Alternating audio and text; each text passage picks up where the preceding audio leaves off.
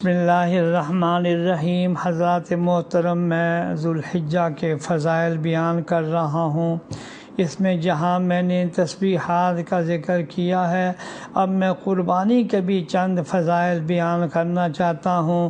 نبی اکرم سرور دو عالم صلی اللہ علیہ وسلم کا ارشاد ہے کہ جو آدمی قربانی اس طرح سے کرے کہ قربانی کرتے وقت اندر سے اس کا جی خوش ہو رہا ہو کہ میں اللہ تعالیٰ کے راستے میں قربانی پیش کر رہا ہوں اور اپنی قربانی پر ثواب کی امید بھی رکھتا ہو، تو یہ قربانی اس کے اور جہنم کے درمیان میں رکاوٹ بن جائے گی۔ جب انسان کوئی بھی نیک عمل اللہ تعالیٰ کے سامنے پیش کرے تو خوش دلی سے پیش کرے، دل و زبان پر یہ ہو کہ اے اللہ تیرا شکر ہے، تیرا احسان ہے، فضل ہے، کرم ہے کہ تو نے مجھے اس عمل کی توفیق عطا فرمائی ہے۔ ثواب کی امید رکھے، اس مبارک عمل کو ادا کرتے وقت ثواب کی امید بھی رکھتا ہو تو اللہ تعالیٰ اس جانور کو اس کے اور جہنم کے درمیان میں رکاوٹ بنا دیں گے۔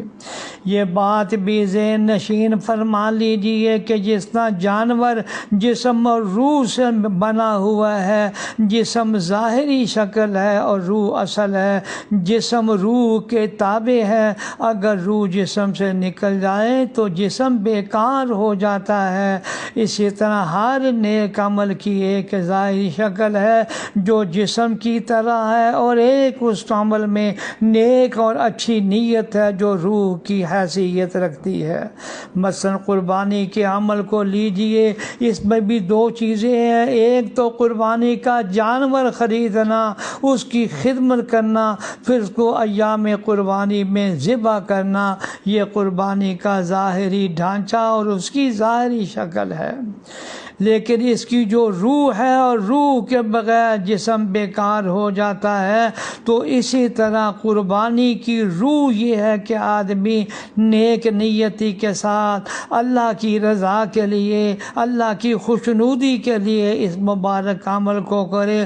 ریاکاری، دکھلاوا، جانور کی فوٹو لینا، پھر لوگوں کو دکھانا کہ اتنے لاکھ کا جانور ذبح کر رہے ہیں، یہ اس عبادت کو تباہ و برباد کرنے والا ہے۔